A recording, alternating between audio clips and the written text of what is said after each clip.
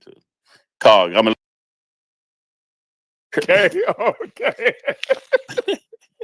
gonna cross over into the Twilight Zone because she came on and she gave her whole big spiel and everybody, and now I told you because the white woman that came up and said, I mean, you know, I'm God, because the white woman came up and said it. So White validation. yeah, white. I mean, oh my God, he felt validated because you should have heard. Ah, the white woman came. You should. Oh my, you should go back and listen. I mean, you got. The white woman came up and said, and she went into her whole spiel, and so I let her get it all off. I said,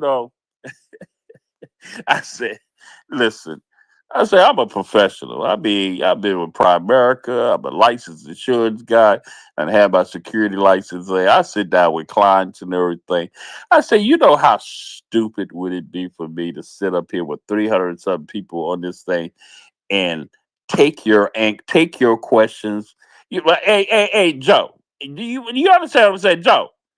You know how stupid that would have been for me to try to answer your questions in a space here to people who don't even know. Listen, in a damn thing I could have said to them to make them understand anything I'm talking about when they are what? Ignorant about the thing I'm talking about. Do you understand what I'm saying, Carl? But they want to label it like they are authorities. Yeah, I mean, oh my God. And I told the woman, I said, you come up here. I said, I give you some props. You definitely seem like you're very knowledgeable about what it is you're talking about and everything. I said, that's more the reasons why I'm not going to sit up here and try to answer tit for tat questions and everything because I'm talking to people who are the masses of people who do even not know what it is that I'm talking about. I'm telling you to go to the website and get your information there. Don't ask me, go to the website. But who stirred this all up? Where's Mr. Bowles? Mr. Bowles, I know he meant it in a good intentions, but it turned, oh my God. I ain't even told you how crazy it got. So I probably shouldn't have done this, but I did.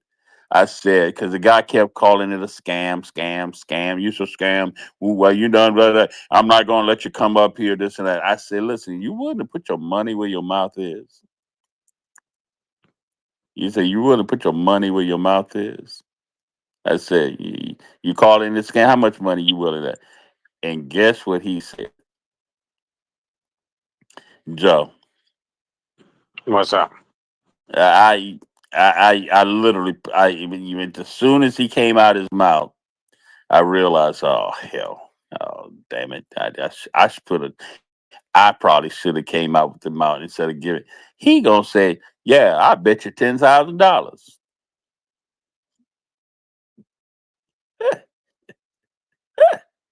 He trying to be. Yeah, yeah. They- so he comes out and say $10,000. He comes out and say $10,000. Now, then, all right, yeah, yeah, so you know what I'm up against now, right? I mean, now it's back on me, right? All right, it's back on me. Y'all know where I'm going, right? It's back on me, right? Yeah. It's back on me because now I either got to what? Put up or shut up, right? I mean, you see where it's Right. at, right? Right. Right? Right? Right. And so this is what I'm hey, brother, I'm not Son Daniels and all of. I say, listen, I paused because I was actually floored that he said. I said, you gonna bet $10,000? I mean, I said, you know what? My bad. I walked into that one. I said, I'm going to own it. I walked into that one. I said, I said, now the thing is, I'm sitting up here. You know what I'm doing? I'm calculating in my head. I'm thinking. Then it hit me. Carl, it hit me. Wait a minute. What would my wife say? Then I'm thinking about what would all my professional friends say? And I tell her because for me to pull out $10,000, but I'm gonna have to talk to my wife, okay? Talk like this. I didn't even want to. You know how that Yeah, but conversation. you're talking $10,000 as to whether or not the Freedman Nation Yeah, right. is real, right? Right. So, Okay. but you know it's real, right? I know it's real, right? Yeah. I know. Okay. It's real. So, Yeah. But there is no intelligent conversation.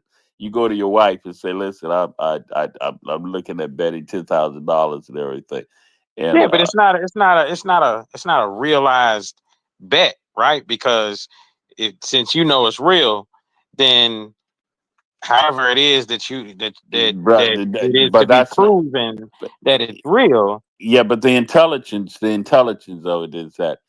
Just this is what I did. I want you to let me know. Let you tell how I did. I said, listen up, man.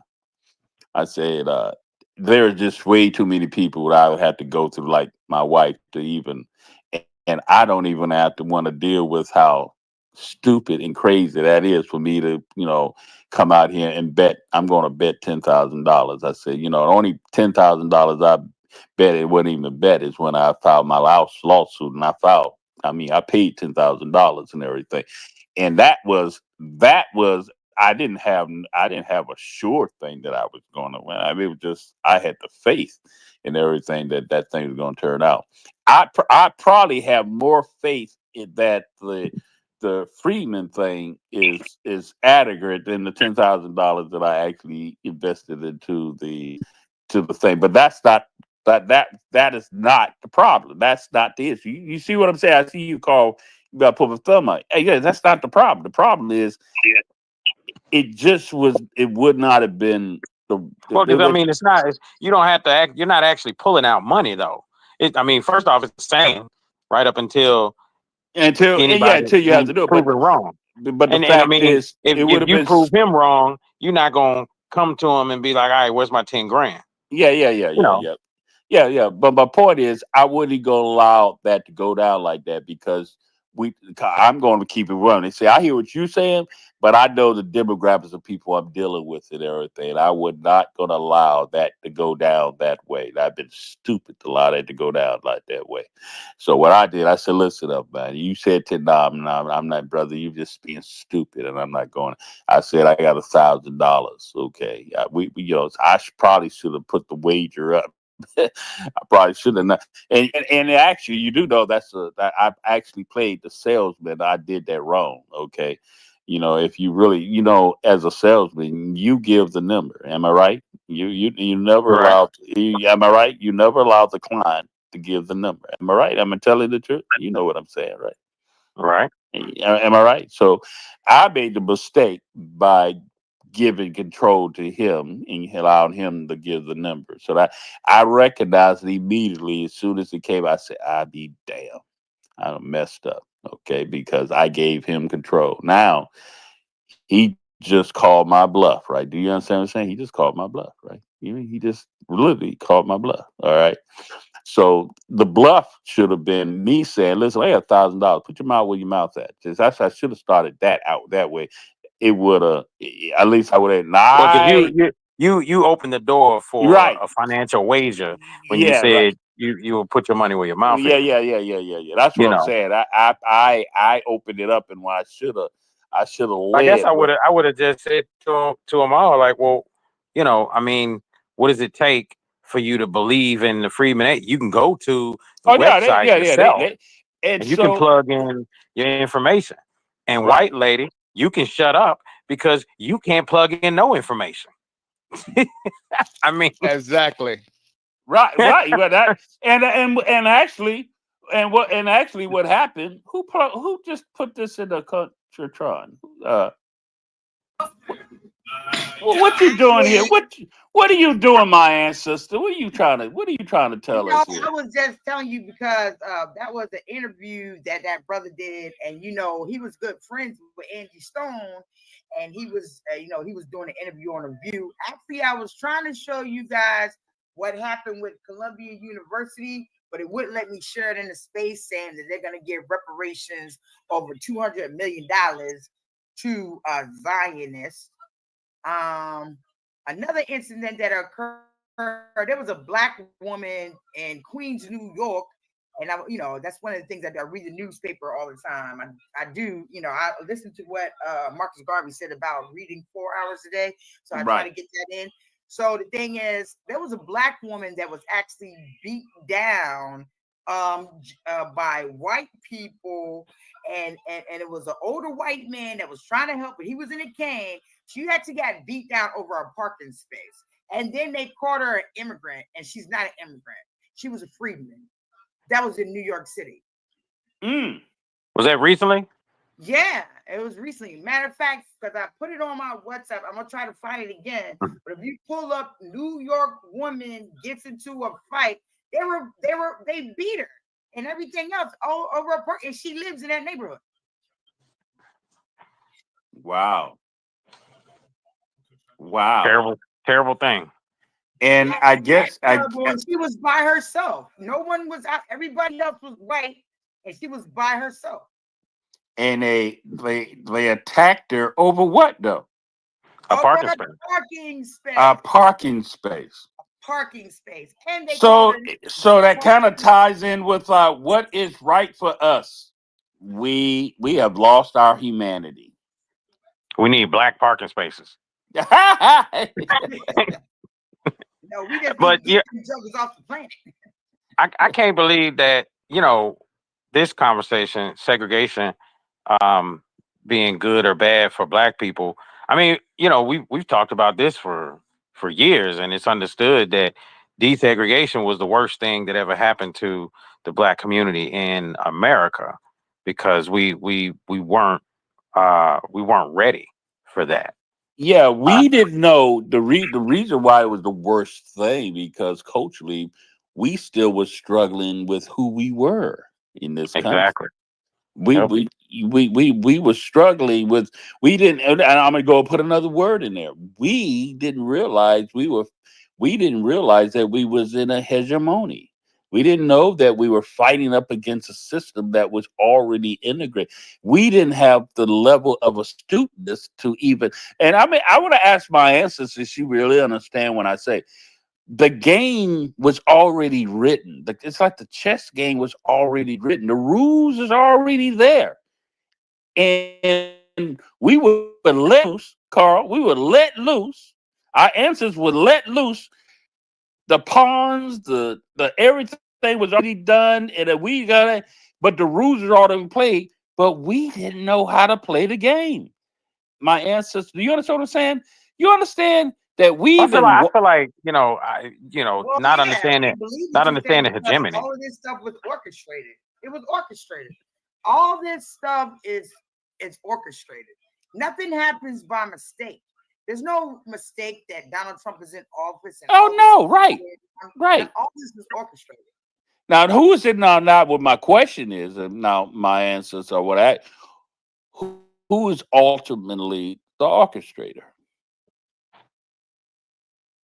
Dominant society. Again, the orchestrator is the one who holds the power, and the power goes into what? It goes back to capitalism again. The dominant society, absolutely. Yeah, but I need you to go deep in that. I'm gonna ask the question again. Ultimately, who is the orchestrator? The honorary supremacist and the white supremacist. All right, I'm gonna ask the question again. Okay.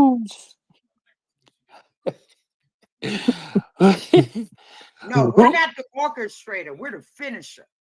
See, this thing right here. Hold up. My ancestor. My ancestors. I'm going to ask the question again. Okay. Ultimately, who is the orchestrator? I'm gonna give a hint. It rhymes with the use. No. Oh, Jews. They play a role too, but again, it still goes back to who's holding the money. And then on top of that, it really doesn't matter if you hold the money, because you see what they did to Bin Laden. But I was going higher than that. Okay, I was going higher than that. Okay, you're going higher than that. We're going higher than that. Look at our post up there. What is right for us, humanity, God's lives matter. I ain't Joe Black. So I'm gonna ask the question again. Who is ultimately the orchestrator of all things on earth? I'm gonna do that. God. God. God. The reason why and and I even say, did you see the movie Is he the 12 Years? orchestrator or is he the allower of free He's will? an allower. I'm just saying. I'm just saying because okay. Did you see the movie 12 Years a Slave? My ancestors. My ancestors. Hello? You there? She she she might be in 5 different spaces. No, I'm here. I was trying to get you guys a news article about the black woman who got beat in Queens, and I found it. So But did I'm you see gonna. did you see the movie 12 Years a Slave? Oh yeah, but we're even with that. They really didn't go into details in the movie. Yeah, I know. I know it's based on a true story. But Yeah. here's the point to what I want to get to. Why I say and Joe already done pulled it out. God God created the stage. I'm going to God created the stage with all the rules and everything there. The rules and everything already there. And like you say, Joe, he created everything, but what he orchestrated, but does he really orchestrate or he allow it? Yeah, he says we have what? We have what? Free will. Free will. We don't. So we have free will, and then God has hope for us. God has grace, mercy. No, God God. No, hopes we Carl. gonna God tighten has up. mercy. Yes, but you guys look. He hope we gonna get it right. Yeah, It's over. It's over. It's over. No, he already know we're not gonna get it right. yeah, Exactly. right. Exactly. He already know because see, how do you know that? He already prepared the lamb in the bush. He already know. Hey, come on, Cog. God lives outside of time. That's Therefore, right. he knows the beginning from the Yeah, hey, brother. And the reason I bring that up, my ancestor, we spend so much time fighting up When black against, people wake up and we who are and black, we become in this country, we fight intellectually up, and I just independent really enough. have come to this phenomenon. I can't wait, like my book get done, because my ancestor, you're gonna get a free copy from me. Okay, my second book. Oh Yeah, yes. but you're gonna have to find, you got to read the first one first, though. Okay, you gotta go, Okay. you gotta When read the black first people because wake up my marketing and strategy for my become second one, intellectually you're not independent enough. astute or prepared to read the title of my second book, which is I Am Messiah, unless you have read the first book. Okay. So you're gonna have to finish the first book before you can be ready. I don't it's my gift to you because you're deserving of it. You have shown some very unique. I have followed you. You don't even know. So I've been around listening to you. I really like who you are. I Thank you. think I believe you have real, genuine intentions as a woman of our ancestors. You really have some good intentions of what you're trying to sow to the people, and I'm glad you came here because I've been wanting to tell you that. Oh, thank you. I appreciate that. I know today I had to turn around and it was very sad. There was a lot of crying going on today. It was a young girl. She's 21 years old. And, I see her all the time because I leave out the building. She's working. She's a security guard. Right. And yesterday she called me and she asked me could she come and talk to me. I said, well, yeah. I said, you come over and talk to me. You come over here to my apartment. We have a conversation. When she got over here, I was on an X with V. We were talking about history and stuff, and she started bawling. She started crying about everything else. So I just kept watching her behavior. And then she said, well, I just want to be here with you. I just want to be with you. So I'm looking at it. And then I said, no, my house is not a party house. I said, One thing I'm sitting here talking to you, trying to help you out, but no, you can't invite your friends, nothing party house, right? But I said, you know, I want you to do well, and you know, we can meet up again. So early this When morning, black she called people me at wake 6 up o'clock. I didn't answer the phone, and become but I heard her outside intellectually the building screaming. independent enough, She's out there in the courtyard, and mind you, she don't live over here, and she's out there screaming, "Ah, going on, whatever." So, hey, you know what I had to do, and being that because I'm also a mandated reporter, she was screaming, yelling, talking about she's gonna kill people. She's looking for someone in the building. Wow. And she Whatever. was just in your home. Right. And I think that because I'm old school, come on, I'm 53. We already been around this stuff. I think, you know, and nobody knew what I was talking about, but I think somebody slipped her a roofie. Because that's not her behavior. Mind you, I've been living here going on 2 years. She works at the building. That's not her behavior. She was growling. Who growls? You see what I'm saying? Yeah. You get me? That was wild. And so her friends decided, because her other co-workers said, well, she says, no, I want to go with Desiree. And she was talking about me. That's my name, Desiree. So I was like, okay, you can come with me. Come on. I'm going to take you with me. She said, well, nobody's going to beat me. Nobody's going to hurt me, are they? I said, look, you're fine. And this is the one thing I wanted to let them know. I'm a veteran. Whatever this is going on, I didn't see. Thank you for your service. Yeah. Thank you for your service. I didn't see most of things crazier than what I seen with her, but I knew something is wrong. Guess what? So when they brought her over here, they thought that she was going to sit in my apartment for a couple of hours and get herself together. You know what I did? What did I do when she came to my apartment? Does anybody have an idea what I did? Let me see. Let me see. Let me see if I can get it right the first time. You interrogated her to find out more about who she was. Not only did I did that, but what else did I do? You probably checked her to make sure that she didn't have anything that can harm you or her. I also turned around and I got her help. So while she was sitting here thinking everything, first of all, when she's sitting there, she thought my TV was talking to her. Wow. Yeah, she did. Who said, why are the people on TV looking at me like that? They're devils on there. It was those first two things I labeled were spot on, but you did that other thing. I knew that as well. But those first two things, as you know, why I said those first two things, because you told me you was military. Okay, right. I knew that you probably checked to make sure that you were not going to be in some harm's way. Right. I made sure that there wasn't any weapons or anything like that involved, because you already know I'm military. That could put me in a PTSD state. So, and then I'll really hurt somebody. Yeah. You know what I mean? What? Out of your mind. But, yeah. So I had to get all that together, and then I did finally call. Right. You know, her family and right. Her mother involved. Her mother was like, "No, she can't come over here." I was like, "Yo, mother don't." I didn't say it to her, but I was like, "Wow, you know that's serious when you're talking about someone's mother doesn't want you there."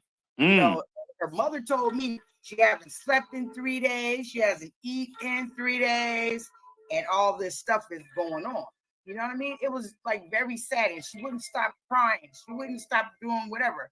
So finally, because I was gonna do this anyway, but I didn't want the police to get involved because of the type of job that she has.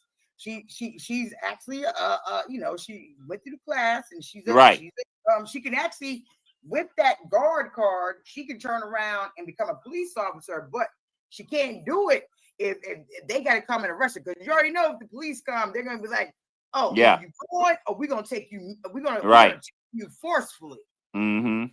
So I called the paramedics, and that's when they came in. Guess what? She got into a fight last night after she left here. And this is when I knew something more had to be done, because she said that she fought her twin, and the twin was upset, and she had to help the twin and beat the person up that was fighting the twin. Guess what? She doesn't have a twin. So who was she talking about? Yeah. fight, and she Yeah. had bruises all on her arm, her hand. And when the paramedics checked her, guess what?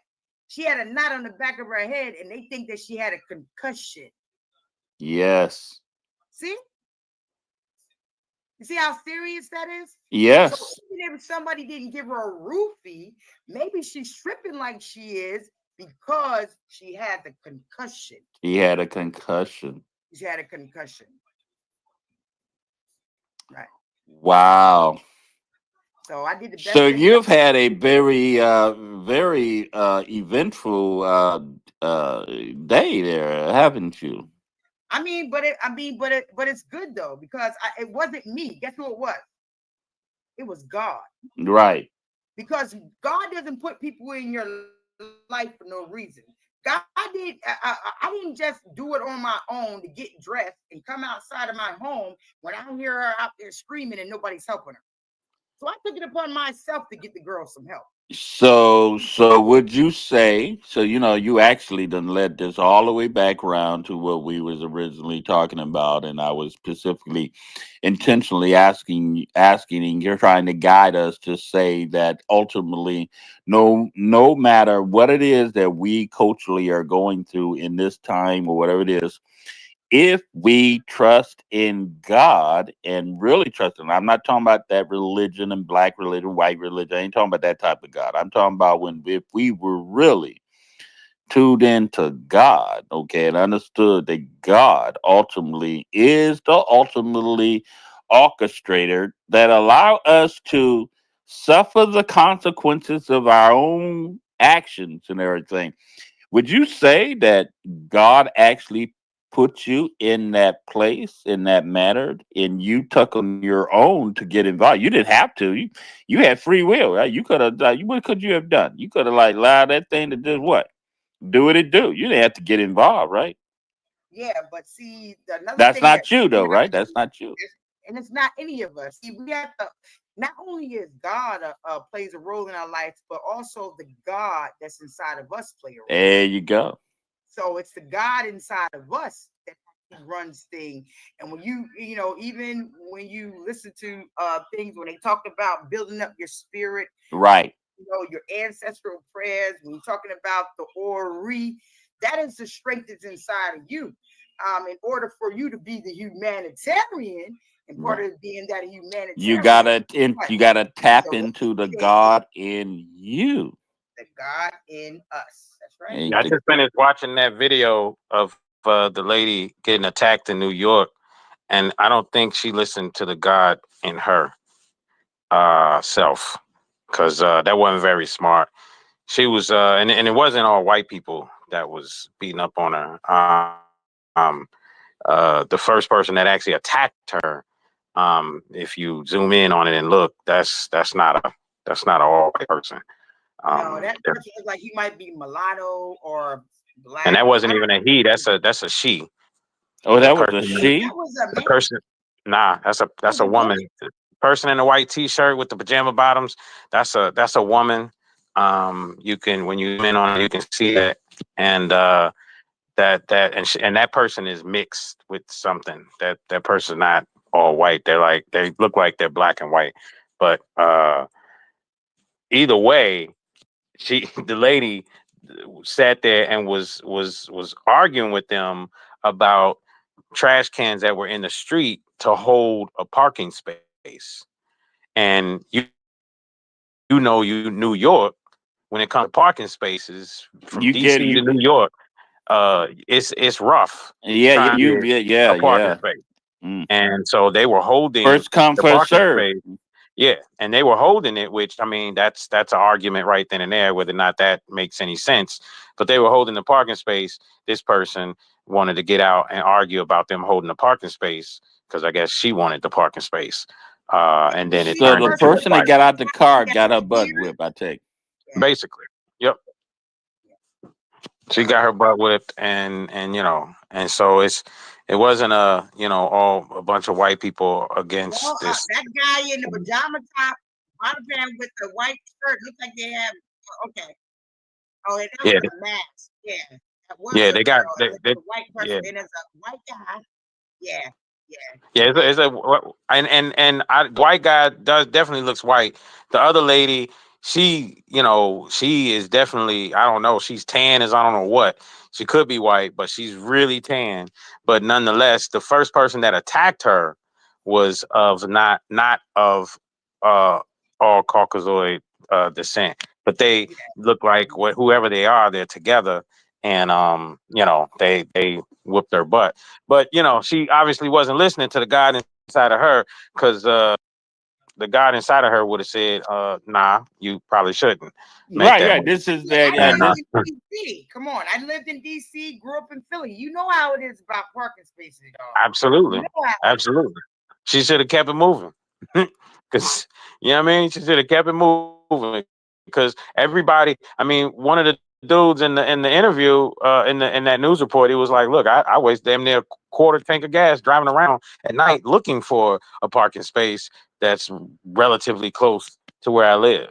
So I mean, that's been an issue in New York, DC, Philly, that whole area for like a really long So time. that Too can many be a people. problem here in Louisville, Kentucky. Sometimes you get down at the wrong time and everything. You may not.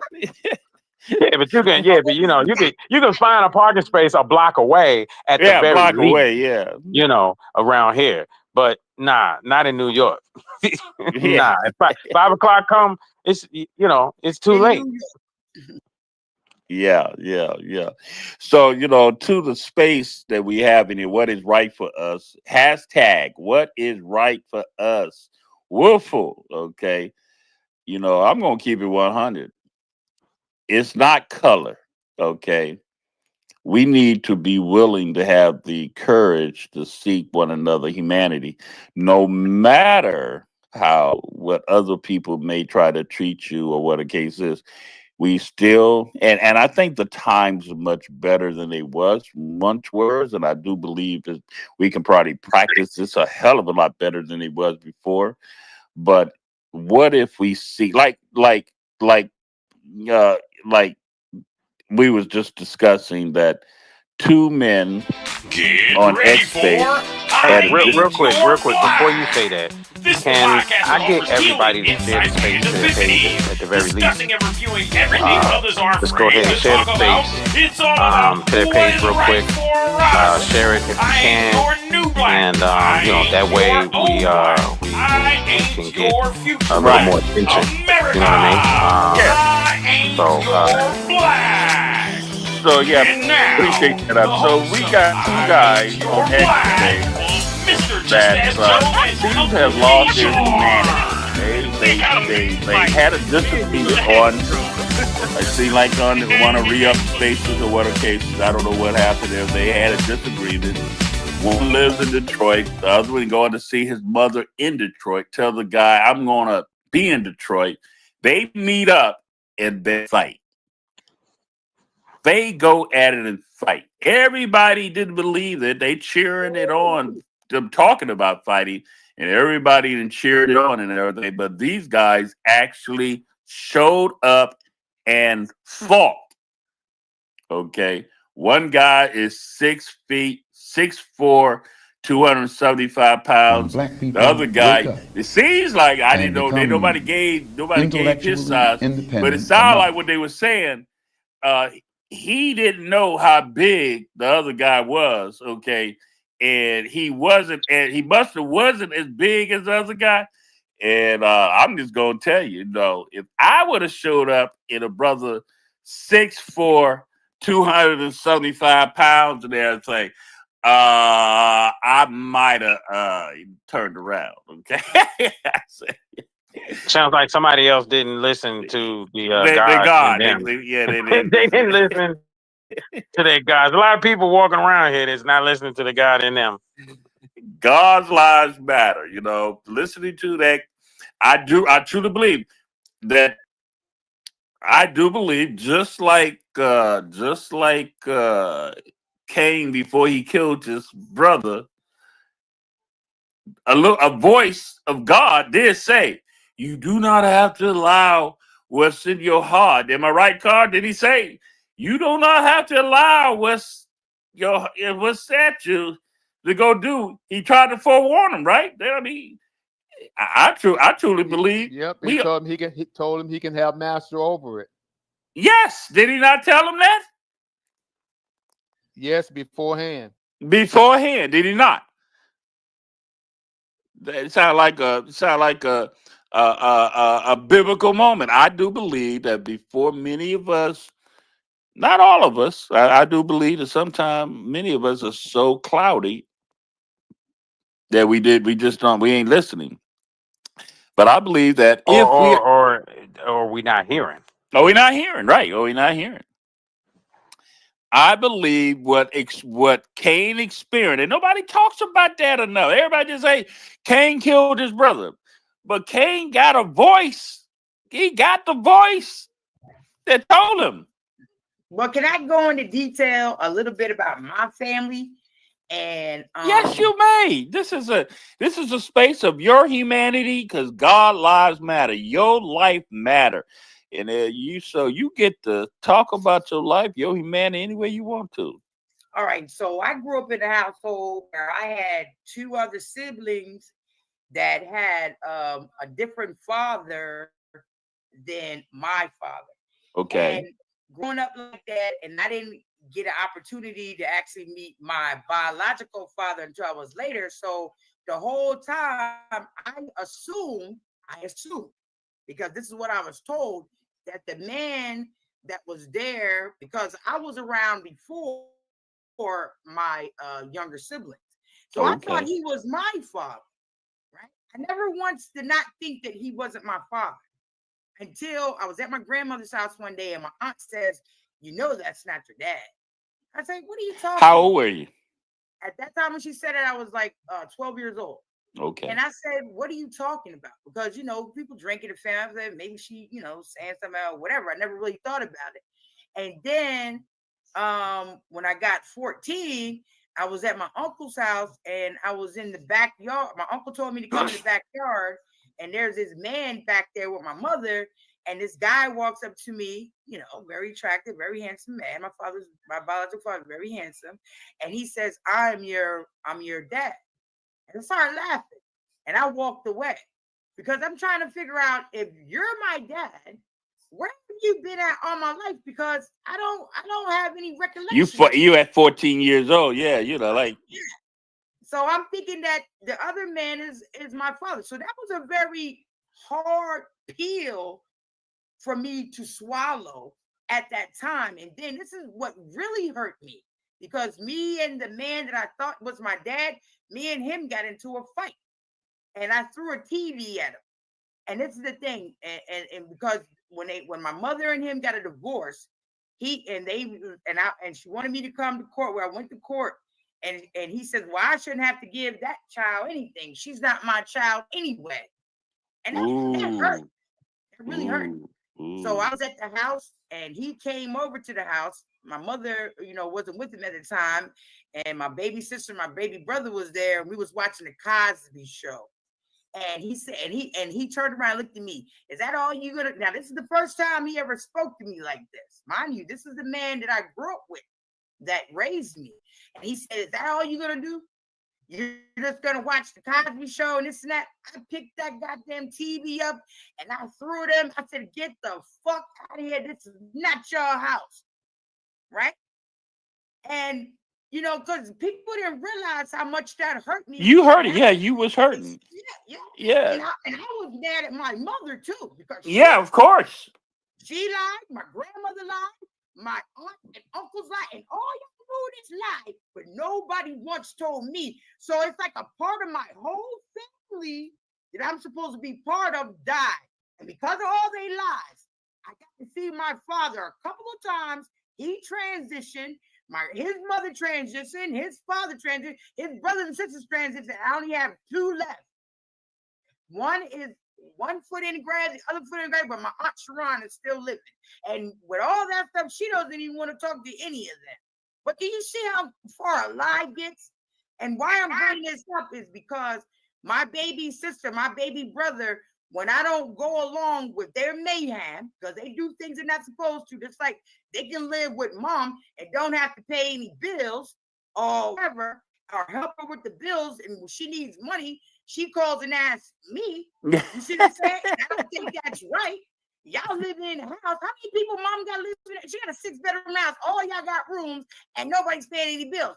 But when she's in trouble, she call me. you. Right.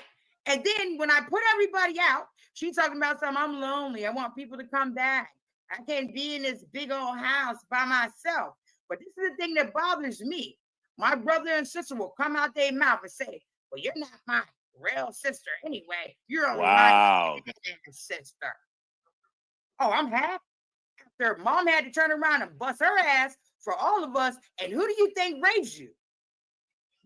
Look, I didn't have a childhood because I had to raise my baby brother and my baby sister. I didn't even get a chance to go to my prom. Yeah, what's the age difference? There's 5 and 10. So the baby boy, I'm 10 years older than him, and I'm 5 years older than my sister. Yeah. And that's crazy. You know what I mean? And then, and then, my sister, I try to do the best I can because she is a woman to help her out. My baby brother, I don't really worry about him because mom, she sticks up for the baby boy. He can do anything wrong under the sun. She don't give a damn. So, he's a baby boy and she still sees him as a baby. So I try to get along with my sister, but, even with that, even when, my husband was living and we bought a house in DC, I allowed her to come live with me with a boyfriend. They wasn't even married, and I didn't charge them rent or whatever. And they want to start a big old commotion at my house December 29th, 2010, and I will never forget it. Right? Because I almost had to go to jail that night. And I went to jail. Because this is the thing, I got into a fight with my family members, and I told all them jokers to get the hell out of here, and they waited for my husband to leave. And then when the police came, my baby sister had the audacity to say out of her mouth that my house was not even my house. She owns the house, but my husband wasn't there because he had to show my best friend how to get on the highway to go to Baltimore because, we live in DC. It's different. She lives in Baltimore. You got to figure out how to get on the highway. And when he comes back, he sees me in cuffs and he's like, what's going on here? And like I told my husband, you better, when I get out of jail, everybody in this house better be gone. And I said, you know how I am. And guess what my sister had a nerve to come out of her mouth and say? Well, what's that? Give me 30-day notice. I said, I'm gonna give you a look. I'm gonna give you 1 day notice. I said, house when I get out of jail. And you know how DC is. DC no paper shoot because it's it's family stuff. Nobody got hurt. We were just fighting. So they let me out of jail. When I got home, everybody was gone. They already know because I'm getting ready to pull out the gas. And I'm gonna light it up, baby. I'm gonna light it up. Hey, what's your profession? Oh, right now I work for the city. What do you do? Well, I can't say all that stuff because we're really not supposed to be on social media when we have certain positions. Oh yeah. Yeah. I got you. So you the title of huh? Oh, she works there. Okay. She works there. Yeah, she works there. So the title we are talking about, and it's very good that you shared a lot about your family and who you are. So we're talking about humanity, and where it comes from. And God's Lives Matter. It's an organization I actually helped create. It's actually now called God's Lives Matter America. And what I and all day today, I'm going to all these different spaces and I am just paying attention to the broken humanity. There is a tremendous amount of broken humanity. People who operate, it's a functional, dysfunctional, functioning people. Okay. There's a lot of that that's going on in our society and everything. And you got to immediately be able to recognize that, like you was able to assist that woman and everything. She needed assistance. There's a lot of that. A lot of people need to have a space or a place where they can, or a family or people that they can communicate with and share what's going on. I wish when I was growing up I had that around me, but I didn't have that. I was the oldest of my siblings, and I had to struggle through. It's not until I joined the military that I really started to grow and mature. And And I I have think not. as older siblings, we get the hard way to go, don't it? Yeah, yeah. I Older, mean, everything falls on us. yeah. My little brother, I remember he's older. I mean, he's young. I mean, when I came back around him, he came to me. He said, "I was so mad at you. You left me because if you read my book, I'm not your Black America. I come from a very dysfunctional family, a very functional, and so my little brother, because he said he's oh my God, Joe, he told me I left him. He told my little brother, you left me with these people. That's And funny I because my brother recently, did I the same recently, to me. I recently heard that from one of my brothers, because I was the oldest, Yeah. Oh, see, and oldest too. Carl, are you the you know, oldest? This is an oldest, Carl. Hey, Carl, you oldest? Yes. Oh my God, we got all oldest up here. Hey, Bakery, you the oldest? Give me a thumbs up. Yeah, nay. You the oldest? Let me see if we gonna make it a complete. Everybody the oldest? Everybody the oldest here. Yeah, Uh he's the oldest too. oh, right. Go ahead. Go ahead, Joe.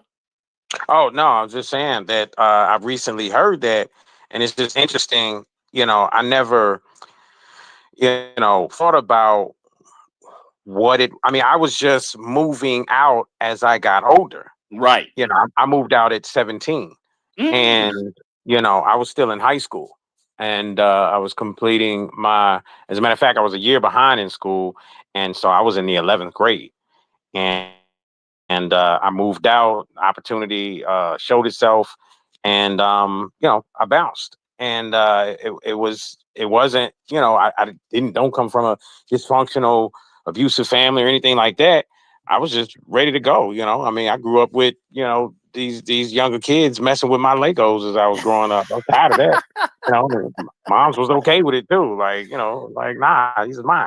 So I just when the time came, I was out, but here recently having a conversation with one of my brothers, he said something about one of my You other left us. brothers.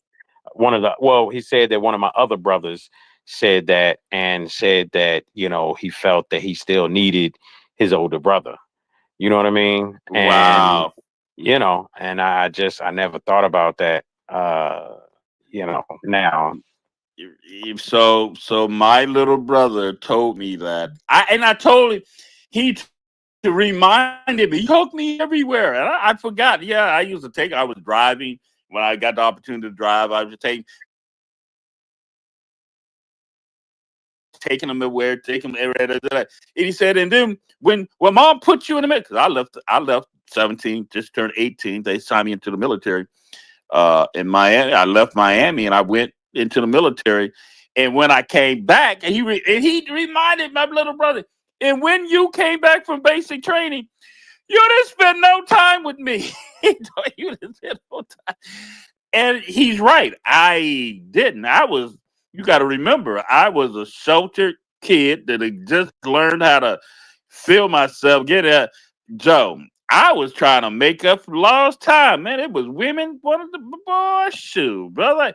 I was filling that uniform. I mean, I was built. You know what I'm going. You know where I'm going, bro. Hey, listen. I was able to go to the clubs, bro. Shoot, I was gone. I was coming back in the house 1 o'clock, 2 o'clock in the morning. Shoot, I was like doing my thing. And my little brother brought that. I mean, he was much older, and I mean, yeah, he brought it to my attention that you left me. You never spent any time. And then you left. He said, and then you was gone. And then we went to Haiti, and then I felt so bad because I knew how dysfunction, but I never, not once thought about my little brother. And it just when he told me all that, I could like I actually I felt so bad because I knew how dysfunctional my. I was glad they escaped. I was gone. I was like, go. It was never to return, and never thought about that. Go ahead, my ancestor. And that's very relevant how you say that because that's the same thing I did when I got look, I was trying to sign up when I was 17 years old, and I was like, finally I can get out the house, please, please, please. And it was like, no, I went in at 17, but they wouldn't let me go regular army right away because I was 18, and my mother wouldn't sign the paper, but she did let me go to reserves, and I was just anxious, and yeah, it's hurtful, and but they don't realize that I'm the one who put the Thanksgiving. I was doing this as a teenager, doing Right, Thanksgiving dinner, taking care of you guys. He's talking about Legos, but I got tired of my baby sister because I always had a job when I was in high school, and I had to turn around. I had to buy my own clothes or work for my grandparents at that janitorial service, and so I spent a lot of money for my clothing. You know what I mean? And right. and then I took my clothes to the cleaners, and then my baby sister, thought it was okay to wear my clothes. I mean, I was going like I said, get out of here, but I never once realized because my baby brother told me, and my sister told me too, that I left them.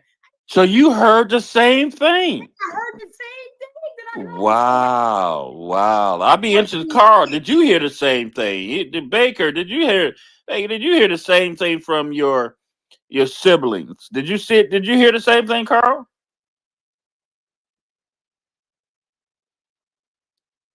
Uh-oh. Okay, Carl fell off. Okay, something happened. Go ahead, my ancestor. Yeah, so I don't know if you have to give Barker a mic or whatever, but yeah, because he's the oldest too. But it's the thing that's really hurtful. And how do we make it right now? Because see, all of us is older now, and these are my baby brother and sister. My mother is getting older. Both of our fathers have transitioned, right? So Mm, how do we fix it now? How do we get rid of all the pain that is going through in the family? Because at the end of the day, my mother, she's doing very well. She looks very good for her age. right. In her 70s, she's getting. What do we do with all that? Because if something happens to mom, we got to turn around and we got to come together as family because mom has an estate too. What about that?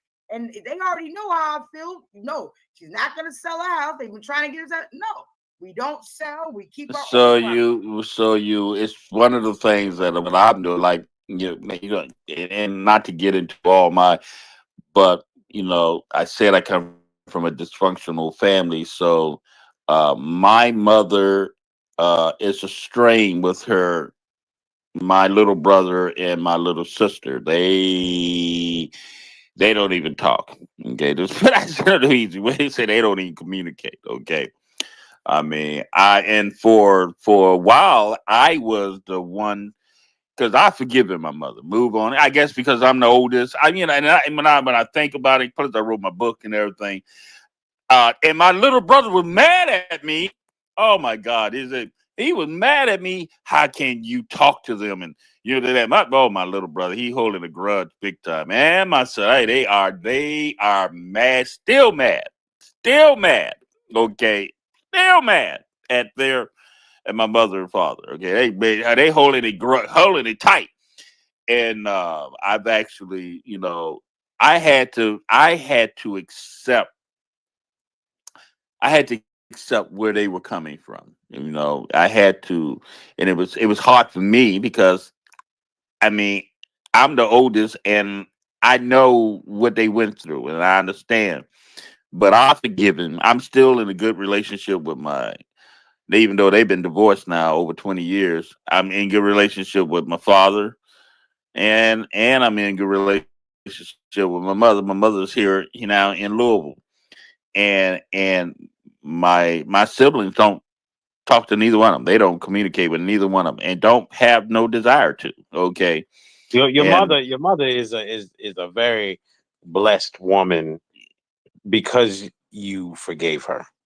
She's blessed because of that. Because if you had not, Carl, the two of you all read my book. The other people ain't read my book. Carl has read my book, and you read my book. You know, yes, I mean, my mother is blessed because I have forgiven her. Because if you hadn't, then Lord knows where she would be, especially with things she's gone through. Yeah, the things she's gone health through, wise and things of that nature. I mean, if you weren't there, if I wasn't there, I mean, keep it 100. Keep it 100. I got the phone call. My father abandoned my mother divorced my mother in the hospital. My mother became psychiatrically disabled and everything, and I get a phone call, and we wasn't close. This is not that. Check this out. We wasn't talking, okay, just so you understand. But I get a phone call, okay, that we about to release from Grady Hospital from Atlanta, okay. We about to release your mother from the hospital and thing, and your father done already divorced her here. She has nowhere to go. That's how I got truly reintroduced to my mother. And my first wife, after she had, I mean, she's my first wife, so I regret. Let me get to you, Carl. I regret me telling her, but she was my first wife. In Pillow Talk, I disclosed way too much stuff that I probably should not. No, I should not have told her. Okay. But what do you do, man? I mean, listen, first wife, you got crap on your head and things you're going through, I needed someone to talk to and communicate. So, she's my first wife, okay? So, I pillow talk. You know that pillow talk, you've been married, pillow talk. I disclosed stuff to her that I probably should not have disclosed. So when my mother 16 years. I was there 16 years. Yeah, so when my mother and I got the phone call about my mother needed to be picked up, guess what my wife told me? Oh, hell no, where's she coming? she, here I am. I was living large too back then, right? She told me, well, where's she coming? Where's she coming? And, she gonna tell me my mother couldn't come live. I like, listen, what are you talking about? It's my mother. What you think I'm gonna let my mother go in the street? I know I got problems with her, but I'm definitely not gonna let her go and hit the street. Do you understand? I mean, no. I mean, yeah, I know. She's telling me, so my first one running down everything I done told her. Yeah. You ain't bringing her back to this house. I like, look here. We'll discuss that when I get back. I went and picked up my mother and brought her back. Boy, do I need to tell you the craziness that I had to deal with? Ooh, Lord. Go ahead, Carl. Tell us, because look, we got a similar story. They did the same thing dealing with my grandma. Hold on. Carl's had his hand up. Carl got his hand up. Yeah, I was going to say that's why I don't believe we have a homeless problem. We have a family problem. Hey, that's real, right there. That's real, bro. That's real. You need to put that on a t-shirt. You gotta put that on a shirt, bro. You trademark that one, bro. We have allowed these Marxists, these people who use these propaganda words to soothe the agenda so government can come in and spend more money and more dollars. But yeah, I'm an older brother. My mom divorced my dad when I was like 4 or 5 years old. I found out in my teenage years why she divorced him. But anyway, she divorced him when I was 4 or 5. She remarried 2 years later to this gentleman who was a stand-up guy. That's all I can say. He was a stand-up guy. The problem was I had already bonded with my biological father. Right. My brother bonded with the stepdad, The stand-up guy. because the stand-up guy. But anyway, when I became a teenager, I started smelling myself, and it came to a point that I realized that I could no longer stay in his house, or there would be some problems. You understand what I'm saying? You ain't gotta say no more. Go ahead. Okay, I just want to make sure you understand. So with the smelling myself and some other things with girls and stuff like that, I ran away from home. Okay. I ran away and ran to my grandmother's house, who did not like my mom's husband. Okay. She shipped me to Houston to be with my father, because my father had left the Dallas-Fort Worth area because his second marriage failed. His first marriage failed and his second marriage failed. So I guess he needed a change of scenery. But anyway, he moved to Houston. So me trying to run away from home, my grandmother shipped me to Houston to be with my father. Now I'm around about 12 or 13 years old, and my brother is around about 10 years old at the time. When I get to Houston, I find out why my mom divorced my dad, because he was a functional alcoholic. He was functional during the day, but around about 3 or 4 o'clock in the afternoon, he became dysfunctional. Whereas his son, who was 12, 13 years old, had to care for his dad, drive him around Houston while he was in the backseat of the car, drive him around different places to get him back home, pick him up out of the ditch, to pick him up to take him home. So I realized why my mom divorced my father. But anyway, my pride at the time would not allow me to go back home. You know that story, right? I know that story. Yes, I. But anyway, my pride and my newfound freedom, I was able to do whatever I wanted to do. Although You were grown. You were grown before it was time, but you enjoyed it. absolutely, although I was a caretaker also, that was the downfall. Well, 2 or 3 years went by while I'm doing this thing down in Houston. Had a credit card because he worked at a service station, so I could drive around town, put gas in the car, all I wanted. So I knew You Houston was in living and out. large in a sense, right? There you go. Absolutely. The people across the street from us, they played cards, so I learned how to play cards, learned how to gamble. So with that playing cards, because I was good with numbers, I was able to buy me brand new clothes. Back in the early '70s, the platform shoes came out. You remember those, don't you? Yes, I do. Okay, they had platforms, and they had bell bottoms. Way back. I'm sorry. We a little older here. You're a little older here. Yeah, No, I said he went way back with the He platform. went- It's still going on now. They have another name for it, but they still around. Go ahead, Carl. Okay, I'm going to land just in a minute. But anyway, I would make trips from Houston to Dallas-Fort Worth and show off my new clothes, my new outfit, my new stuff at the school that I was supposed to be at.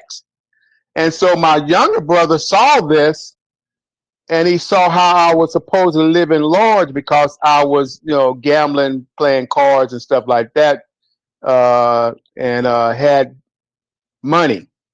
Anyway, he decided to come down for a summer to stay Come with me. visit you. He was gonna find what you got going on. There you go. But before he visited, my father had been put in jail 3 months prior because of DWI. So here it is, a 14-year-old, 15-year-old guy staying by himself. trying to make ends meet by himself while his dad was in jail. You And keep were really living large. Well, who was paying rent? again, I was good at cards.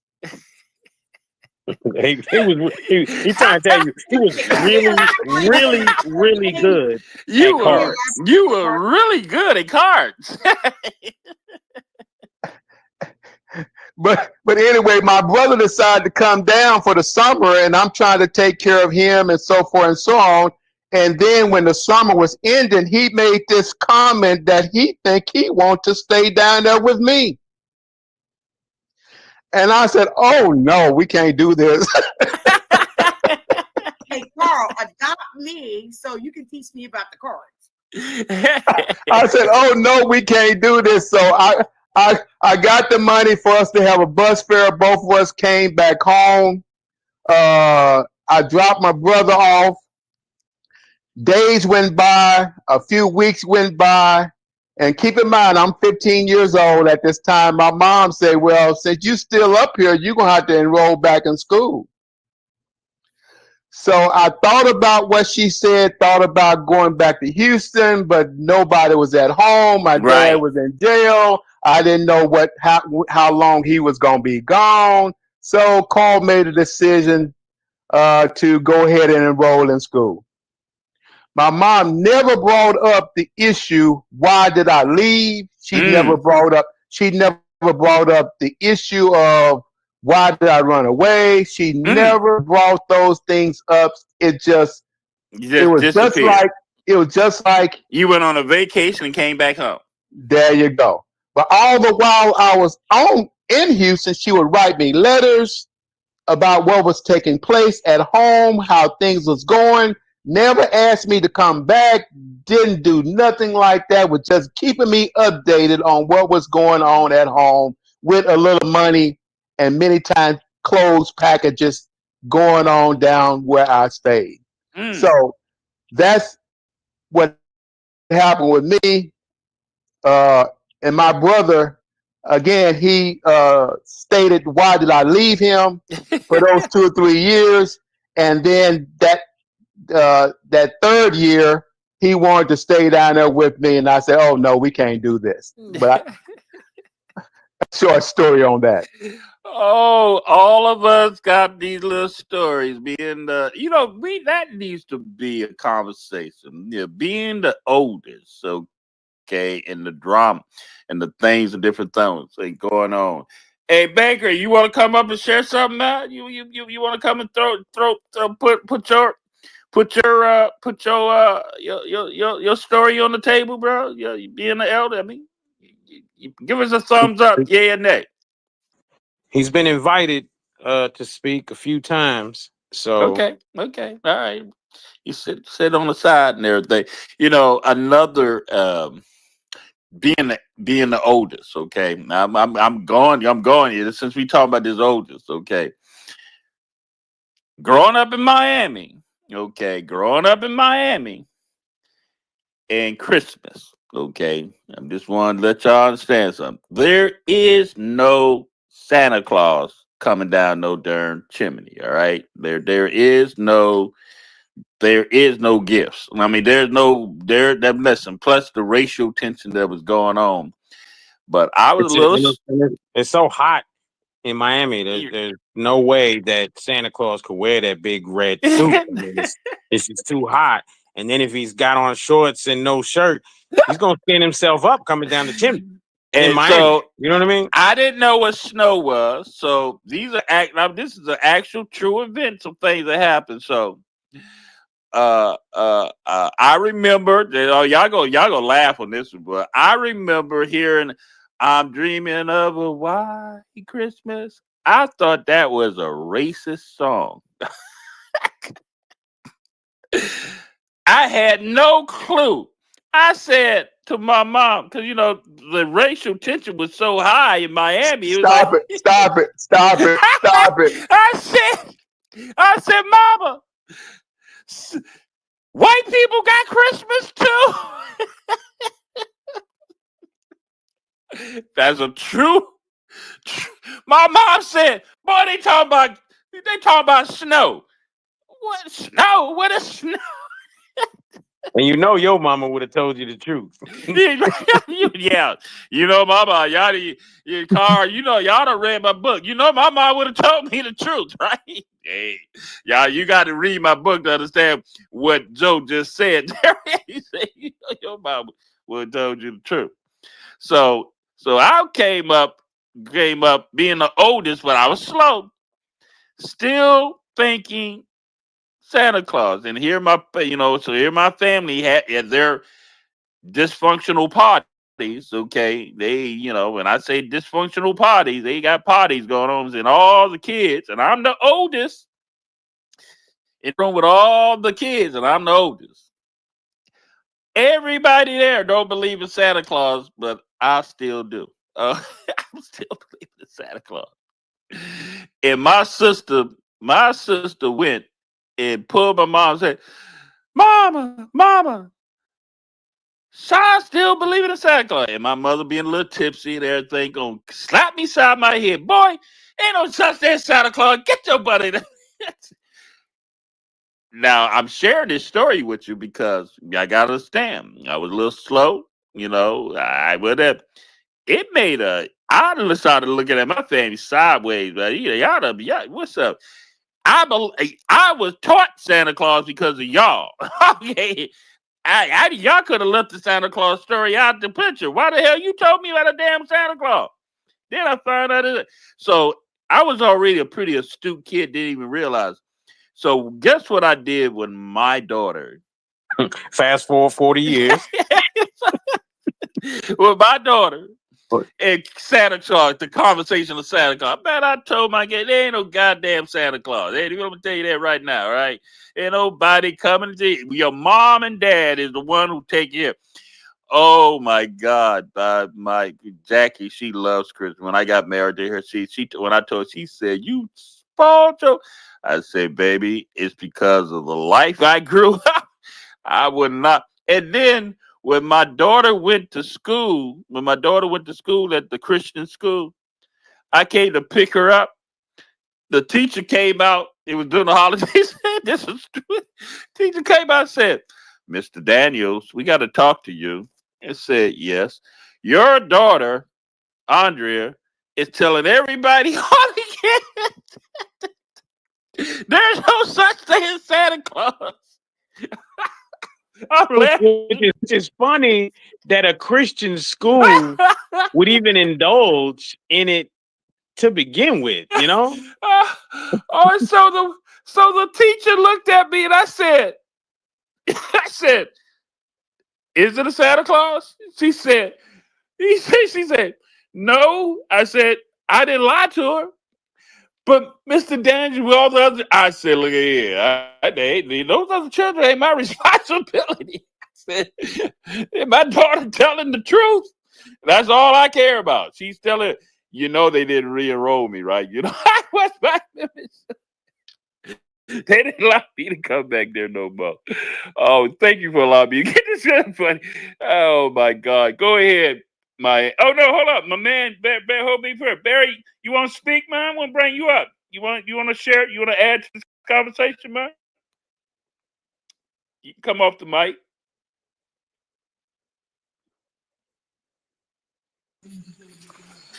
Yeah, hello guys. Greetings to everyone here. How you doing there, buddy? I'm good. I'm also interested about the topic. I'm also listening. It is so enjoyable, right? Yes. I mean, have you been having a good time? We clown. Are you the oldest? Buddy? Are you the oldest of your siblings? Yeah. Well, I'm the elder son of my. I have siblings. I'm the elder son of my family. And are you the oldest? Buddy? Are you the oldest of your siblings? Yeah, I'm the old one there. Okay. I'm older than them. Okay. You got a story you want to share with us? Just to share a story since how unique everybody on this stage are Huh? all of us are the oldest. So we just sharing stories about being the oldest of our siblings? Your network is breaking. I'm not hearing you now. What do you say? Can you repeat again? Like I said, we're sharing stories about being the oldest of our siblings, and maybe wanted to see if you had a story you wanted to share with us about being the oldest of your siblings. Well, yeah, I have some little story. It is not much, but little Go ahead, because drop it on us. yeah, my mom getting old, and I am the one who is responsible for my siblings. Sometimes when they are ready to go to school, I'm the one who prepare breakfast for them. And one of my siblings is that his name is called Musa. He is very stubborn. He is very stubborn. He used to piss off me all the time when it's time for breakfast. He said, "Buba, oh Bakari, can you please help us with breakfast? We are going. Our bell is already ringing, so we are not far from the school at the village." So when they heard bell ring, they said, "Oh, this is time." So we either eat already allowed. So Musa, she always angry with me. She is willing to fight me, and I know when he is older than me, she can able to fight me because I have seen he is so arrogant. He's so in.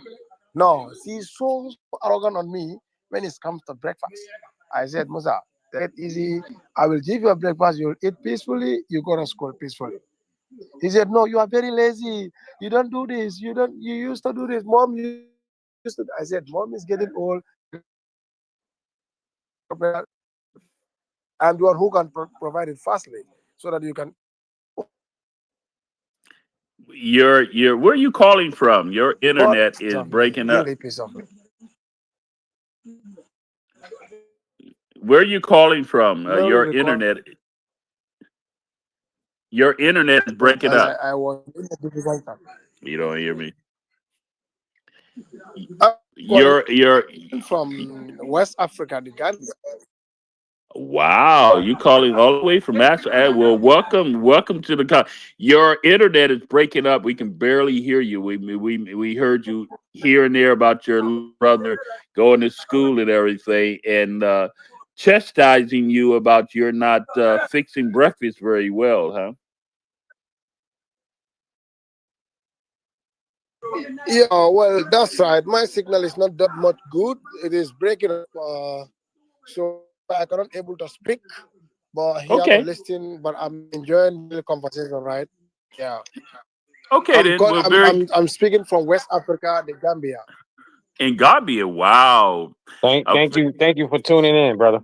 Thank you for tuning in. We appreciate you participating in our podcast and everything. This is the "I Ain't Your Black" podcast, and today we're talking about humanity. We take God's matter, and we having some fun since all of us are all the senior or older of our children, of our siblings. We just having some stories and talking about that. Hey, my ancestor, you wanted to say something?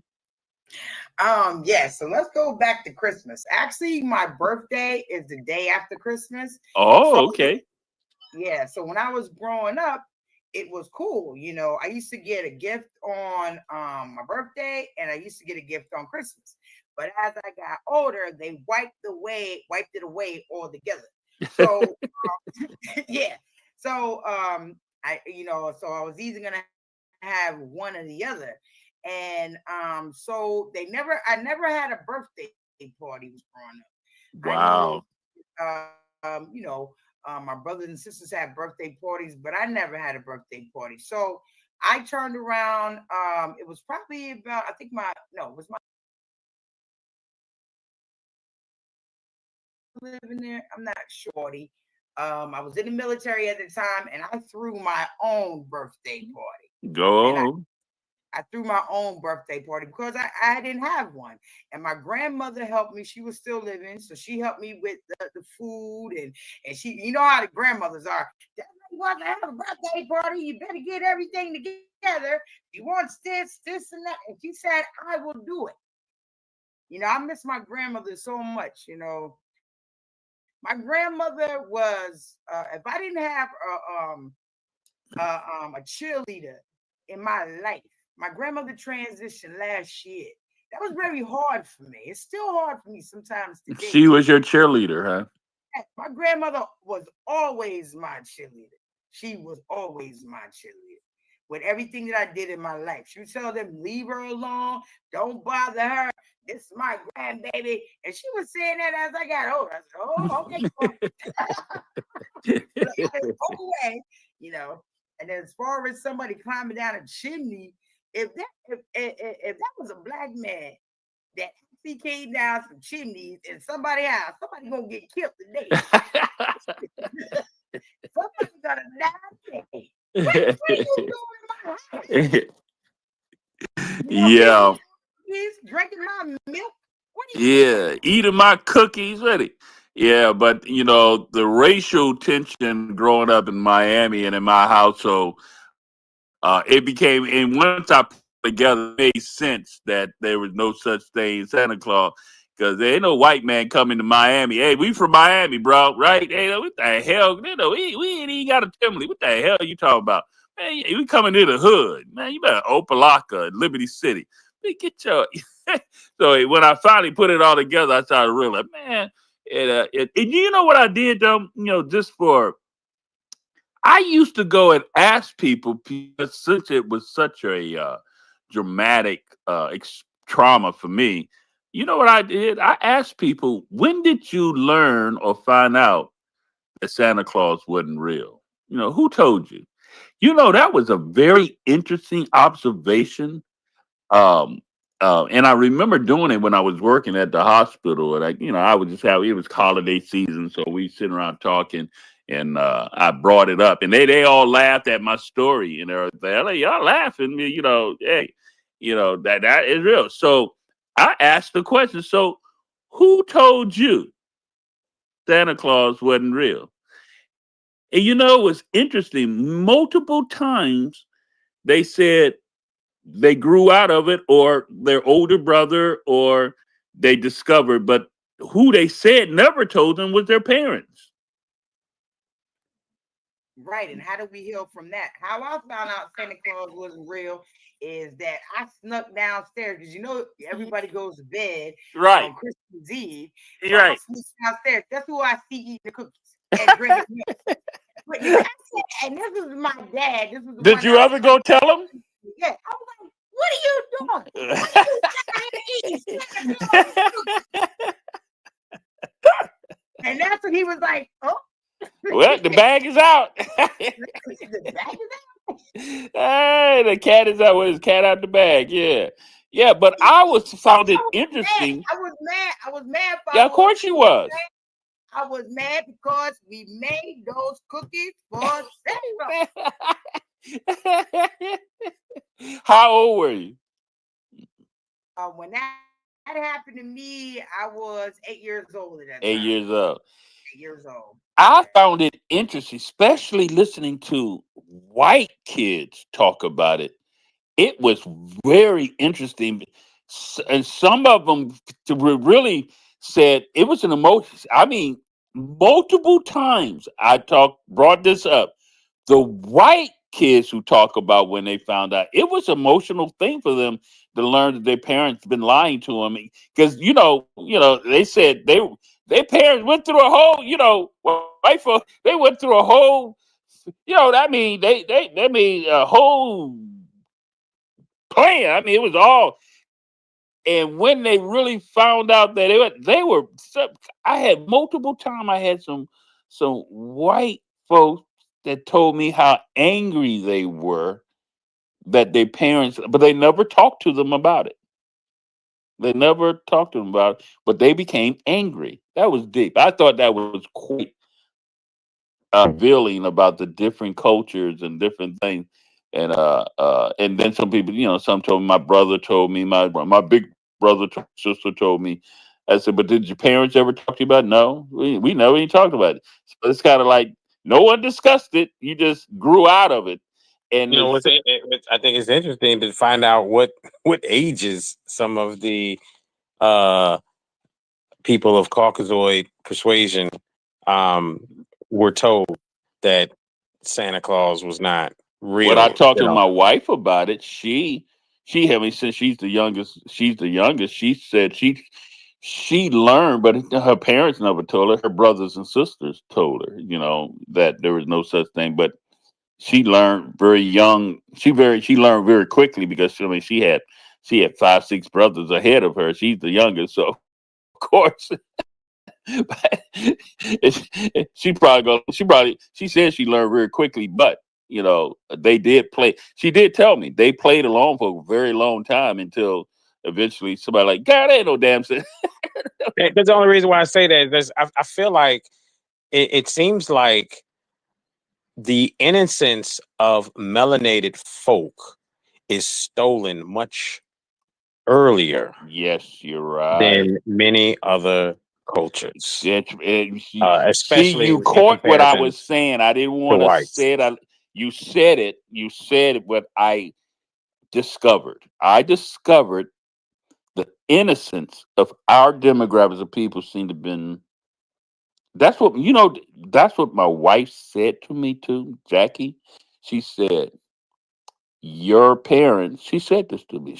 They stole the innocence where my parents allowed. She said, even my brothers and sisters, they allowed me to have that innocence for a very long time before they took it away from them.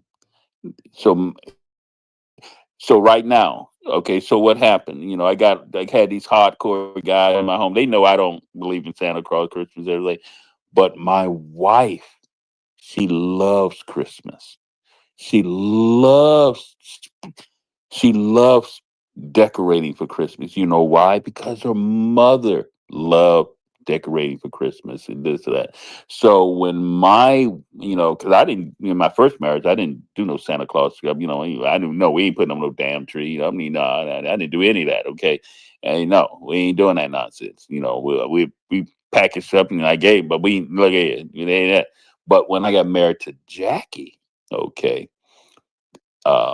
And I remember, and I'm sharing this because I had one of my guys. I had a couple of guys, but one of these uh, conscious brothers who knew who I was kicking it with came over to my house and saw how in my other house how beautiful my house was set over there. He cooked. Did Joe? He pulled me in the office. He pulled me in the bath. I mean, put me in the kitchen. Negro, I thought, what you doing? You fake dude. Blah, blah. Like, man, you got all this Christmas stuff up, man. I thought you. I looked at him. I said, "Let me tell you something, man. Don't you come in here disrupting my house, bro." I had to check him, man. I said, "Hold up here. Yeah, I don't believe in it, but my wife, she grew up that way. That's all she knew. That okay. She loved this is her house, and this is what she want to do, and she will get the fix this house up any way she want to because that's her." Hey, let me let me tell you quick story, and then we'll go to my ancestor. But my growing up, my family was really religious, Right. so it was not abnormal when I grew up getting. I'm the oldest of 4 boys. I grew up with us having our Christmas, New Year's. Okay. So, but we were told that the reason why is because Santa Claus isn't real, and we don't believe in that. Okay. As Christians, right? So Christmas time, all my friends and stuff, they got their gifts, and I'm like, y'all wait a week, y'all wait a week, just wait. I'm gonna tell you what I got, and what I learned, later on is that after Christmas, everything goes on sale. So what Pops was doing was going to get a deal.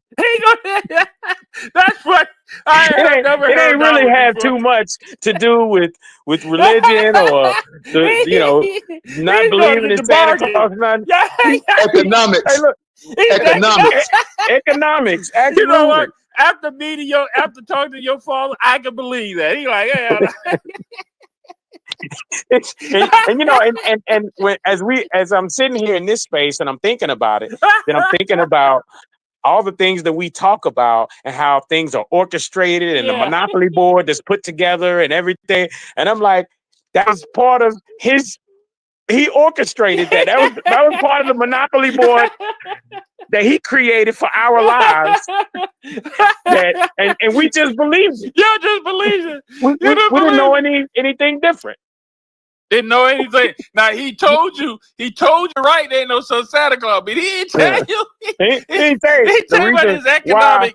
Yeah, no, it had everything to do with saving money and getting them deals after Christmas. Because I mean, when you really sit back and think about it, it's like, bro, we spend all this money. Oh man, And then the day after starts everything to going to sale. sale. So all the stuff that you sat here and spent all this money on, and I sit here and I see single moms and everything that will spend all type of money, breaking backs, and the day after, you getting all this stuff for this child, and you want to give, and it goes on sale for half the price 1 day later. We are suckers in this country. That's why Trump says Americans are suckers. I mean, he actually have said that. He said, we're suckers. I've heard him say that. We are some suckers, boy. My mom would do her shopping for the next year after Christmas. That's what I'm talking about. That's what I'm talking about. Go ahead, my ancestor. Yeah, so growing up with Christmas, because as I, went into my own fold, I started getting a better understanding of everything. And, the Christmas thing, is a corporation deal, another way for the corporation to make money off of us. But my father, the man that I know as my father, and I explained that already. And he used to actually, because we grew up in Pennsylvania. Hey, just a minute, my ancestors. Hey, Joe, go ahead and change this. Change the title of this thing here so people would come back. I think it's a good thing to have people listen to. Go ahead, my ancestors. Change the title of this thing, man. So he turned around and he'd go up in the woods and he'll cut down a tree. And he'll bring the tree home, and we would have the tree, you know what I mean? And, decorated and everything like that. And, they was really pushing the Santa Claus thing. And so as I got older, when I got involved more with, like you said, the Conscious Brothers, more spirituality, going to an HBCU, you see it and we're like, why would our ancestors want us to cut down a living thing, put it in our house, and then kill it? Because that's not a part of our ancestry. So that was wrong altogether, getting the tree. But the thing is that there's a certain kind of light that comes around when, with the Christmas thing. It's a certain time that family comes around. Even we know Thanksgiving is Thanksgiving, but it's a time where you get to see your family members that you don't get a chance to see because everybody's coming over to sit down and break bread, which goes back into our culture altogether. Right. Of the corporations, we have turned around and allowed that instead of actually teaching everybody what the true meaning of what's going on. And, right. And as you learning and you share it, because I know that one time my baby brother and my baby sister got on my mother about, and mind you, she loves to decorate for Christmas, and the house is beautiful. I mean, beautiful. Right. Everything black. Santa Claus is black. Miss Claus is black. Santa Claus is dancing. Everything is beautiful, right? And I told her, leave her alone. Let her do what she wants. That's her house. Exactly. Because that's how she grew up. And when I was married, I told my husband, I said, look, I want to have my own Christmas. Right. We went out there. This is funny, right? This is crazy. So he didn't go and cut the tree down, but you know how the people be selling the trees outside? So he said, well, all right, we're going to get tree. That tree broke me out so bad. They brought us that tree. I don't know what they sprayed on it, but bugs got on me. I said, you gotta get that tree. He said, we did the tree is killing me. The rashes I got on my arm. The tree back then when my father got into the tree now. And that's another lie that we have to cover as well when it comes to our children. We have to stop lying. Yeah. We have to stop lying about who your parents are. We Right. have to stop lying about all that stuff. And even with this, I think it would be a good thing, especially with your books and everything like that, is that we create the Black family reunion. Like everybody comes together to the point that we can show each other love and actually get some realization. Like what we talking about right now, how do you know? And we don't know, but you have to realize by looking at the fingers on your hands that there's other brothers and sisters, and even looking at the realms and the veins that go through your body, right. there's other brothers and sisters that feel the same. Most definitely. Most definitely. To talk to about right. Actually, to have that conversation.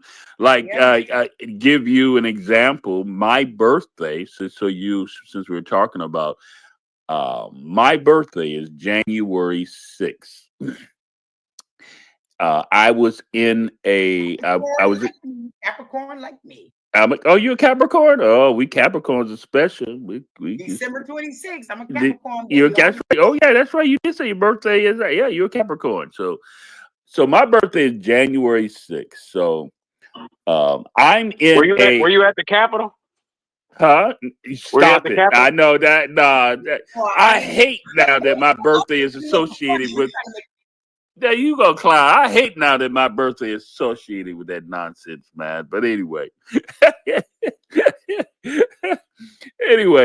I was in a church, okay? I was in a Methodist church and everything. It was around the holiday seasons and everything. And they were still celebrating Christmas, and they said they were celebrating it. And I said, why? And they said January 6th. I said, it's my birthday. They said, you are a Epiphany baby? I like, okay. I didn't know what they were. What do you mean, Epiphany? The story is, okay, that they shared this with me, which was I like, and they showed it in the Bible. I mean, it says Star David, when the wise men, or the three wise men, saw the Star of David, baby Jesus was already born.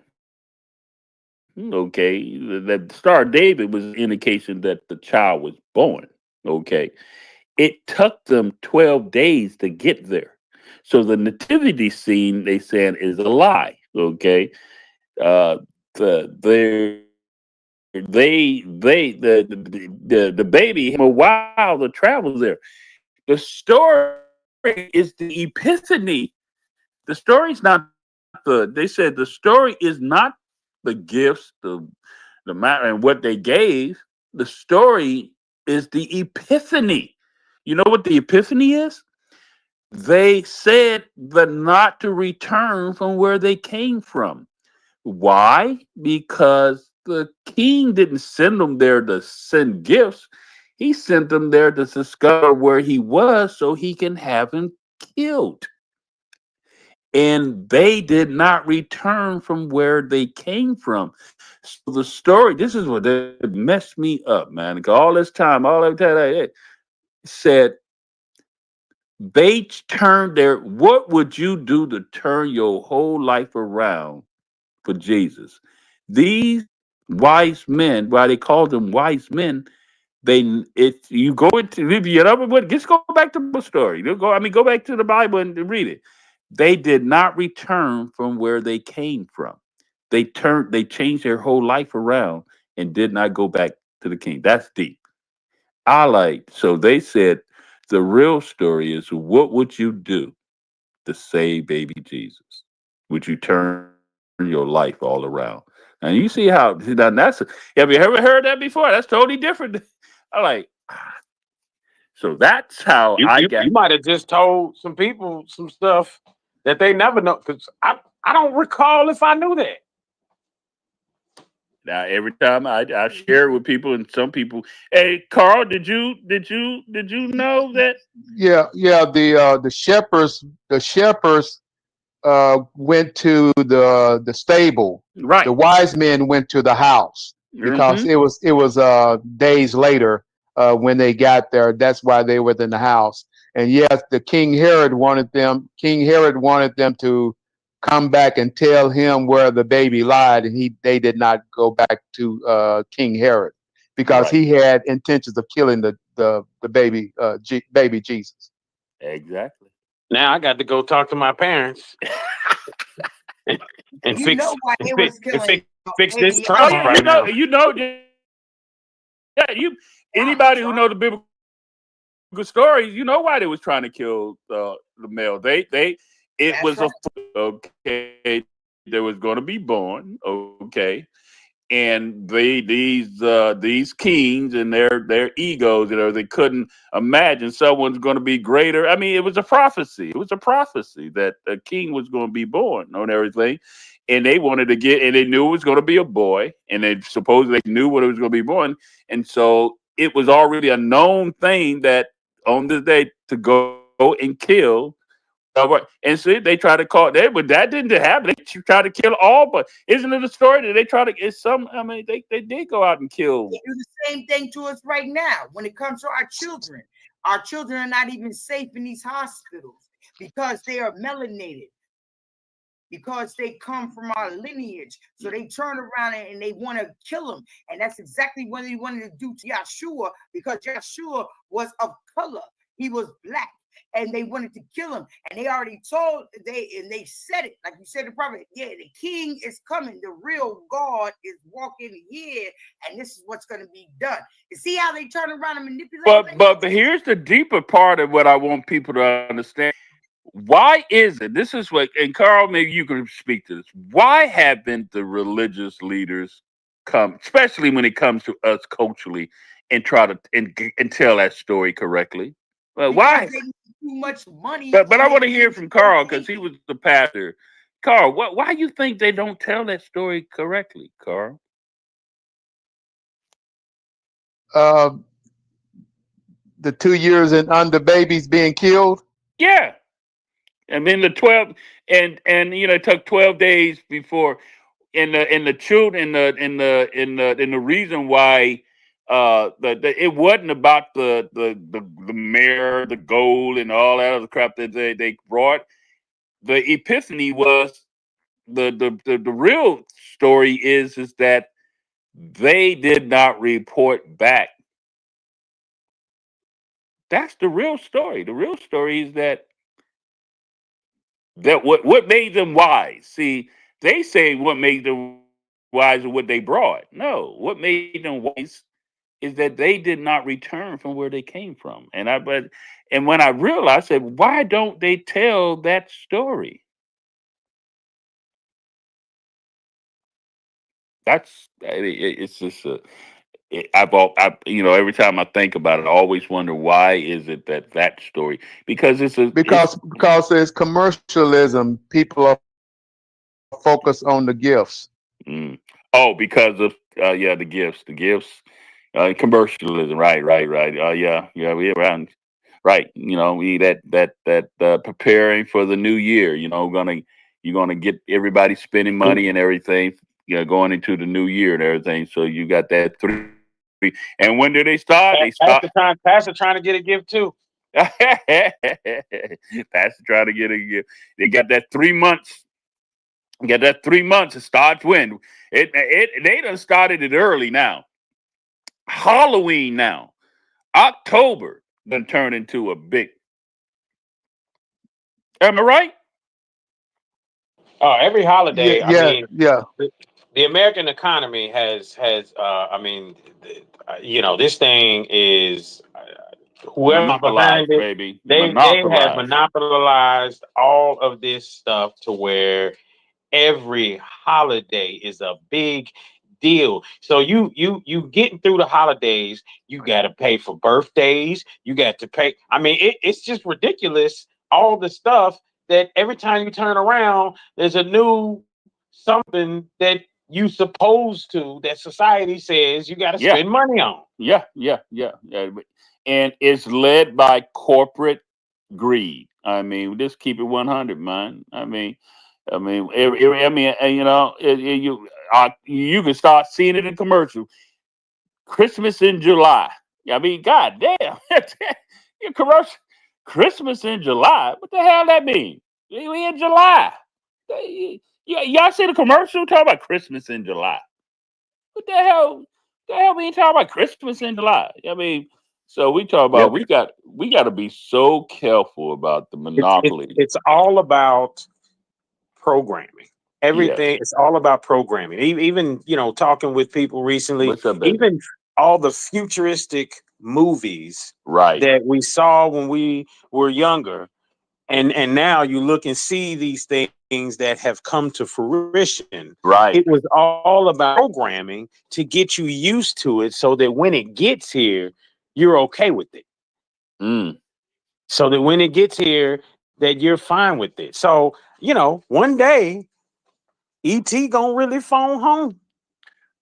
What you said one day, yeah, because I do believe that they are preparing us for because you're starting to see so much stuff. You know, we're gonna go ahead and get ready to close this thing out too.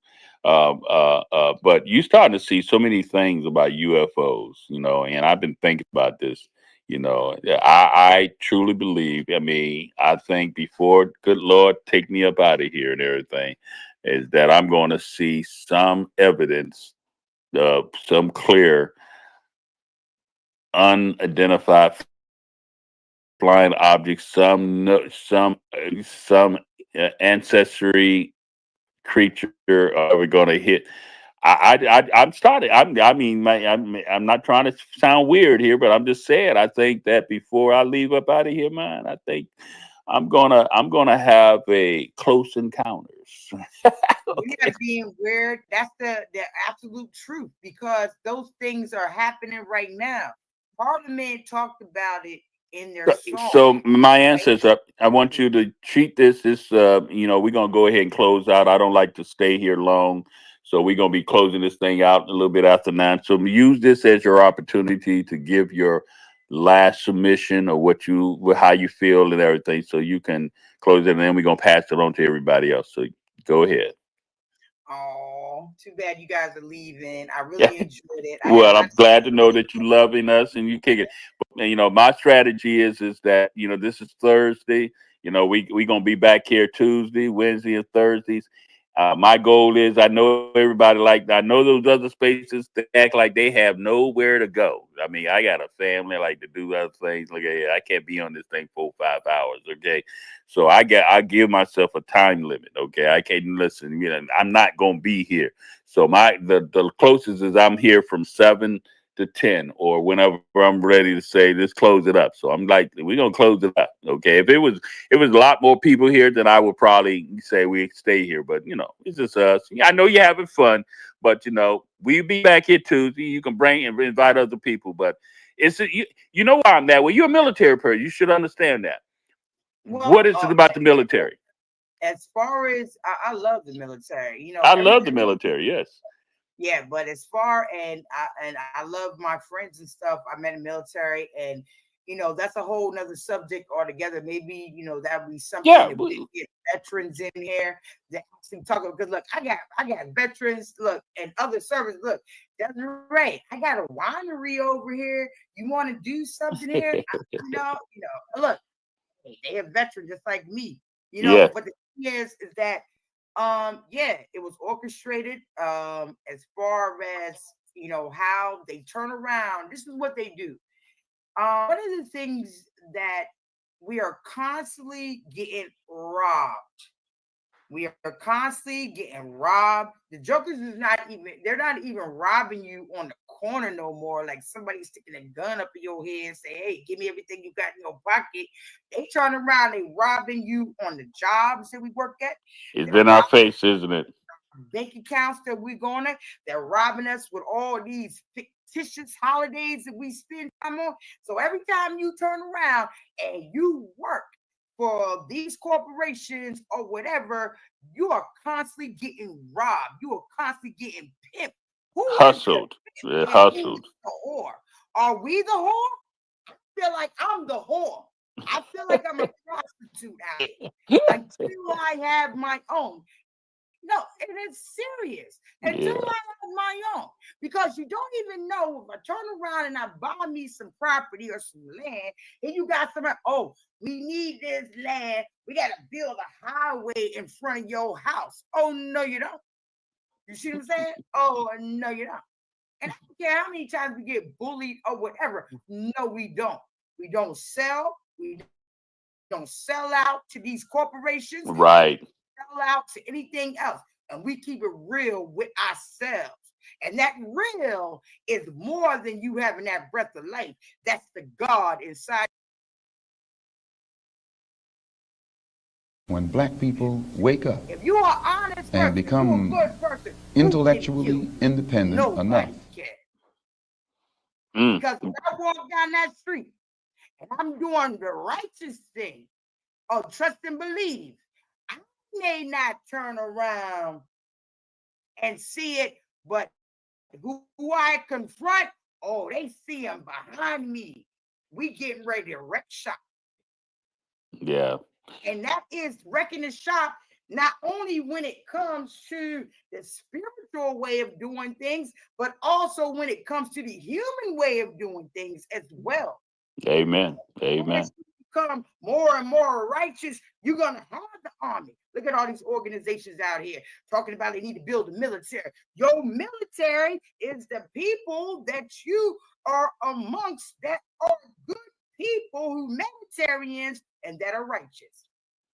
Well said. Well said. Hey, go ahead. Go ahead, Carl. Hate the race that you belong to. Great space. Looking forward to next week. You guys have a great and awesome weekend. I appreciate you. And I'm going to give my Barry Bakery. You want to come up and say something? Put your thumb up. What you want to do? You want to say something? You want to? Well, remember, he had some signal issues before, so yeah, no. He's just listening in. He just listening. All right, well, listen up. I'm going to let you close it out, bro. Hey, thank you all, each and every one of you coming out here. This is the I Ain't Your Black show, and it's a spinoff from my book, I'm Not Your Black America. I'm Not Your Black America. And my new book is getting ready to land, going to be coming out the holiday season of 2025. What's the website they can go to? Yes, sir. The website is Time to Unlearn to Relearn.com. Time to Unlearn to Relearn.com. And you can order it from anywhere. You can even order it from Africa. They turn those coins into dollars my way. I've had a lot of people from Africa actually ordering my book, which is I found out that I had a lot of people from the international ordering my book as well. And so you got multiple ways to order it. Multiple ways you can order it. You can go to my website and you can see the multiple ways. Go ahead, take it away, Joe. Well, I'll just say once again, definitely great space. And I did post a couple things. If we were talking about the whole thing where things from the past, are they programming us to get used to certain things? And we can look at a lot of futuristic movies from the past that have now come to fruition, right? Things that we saw, Knight Rider talking to his watch, and the Michael Knight talking to his watch, right? And now you can do that. But with that being said, I had to post a little funny, which was the Dave Chappelle skit where he is the black president and a meteorite is heading to Earth, and he goes ahead and starts spitting out all the secrets that are out there. So y'all check that out. Put that at? You put that in the space? I put it in the space there. So you look at the replies. I Ain't Your Black, and you'll see the post or whatever. But nonetheless, It's been real. It's been fun. It's been good. Glad that we could have just a casual, fun conversation tonight. That was great. We will see you guys again. Again, remember, it's Tuesday, Wednesday, Thursday, 7 p.m. We will see y'all next week, Tuesday, 7 p.m. right here on the I Ain't Your Black Show. Peace.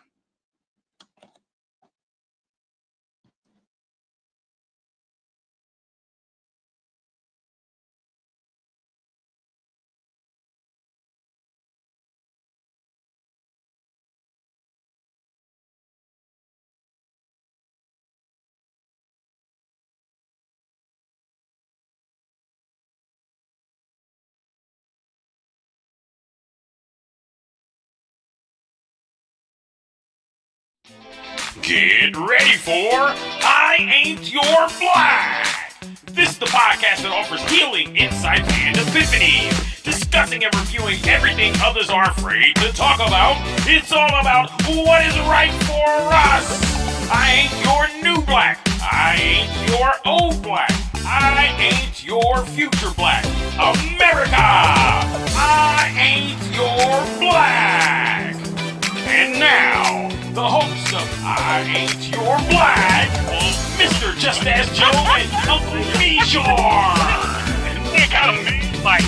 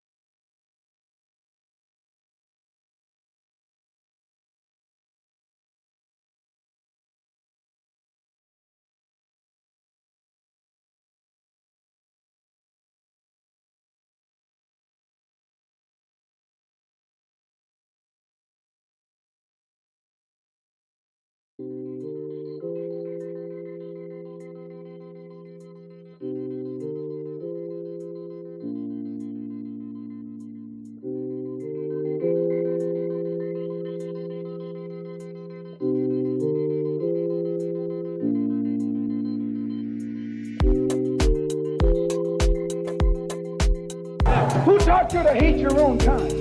Who taught you to hate the race that you belong to? So much so that you don't want to be around each other.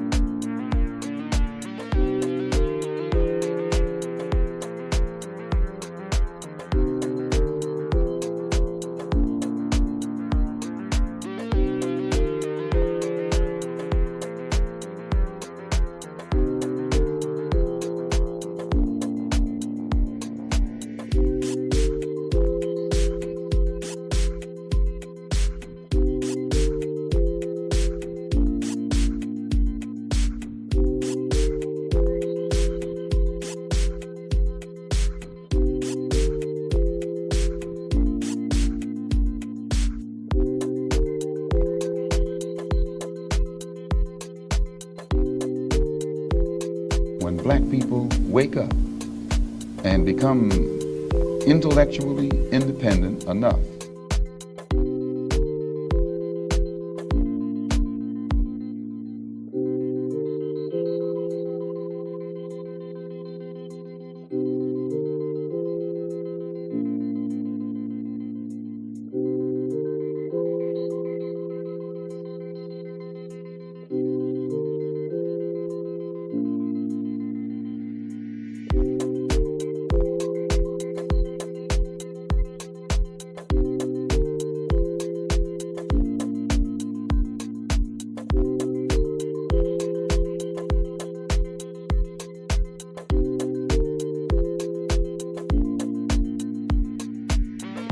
Who taught you to hate your own kind? Who taught you to hate the race that you belong to? So much so that you don't want to be around each other.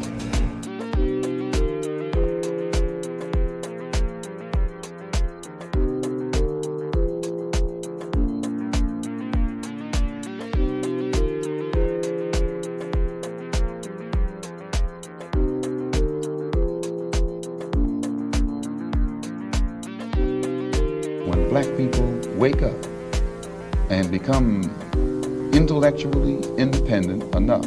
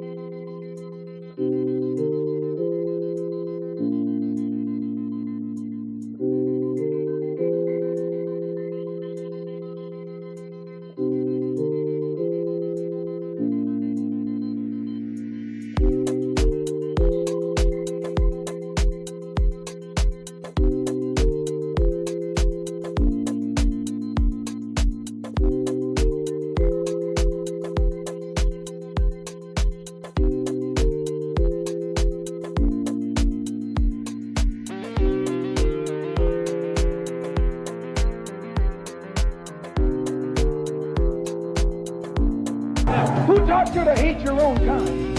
Who taught you to hate the race that you belong to? So much so that you don't want to be around each other.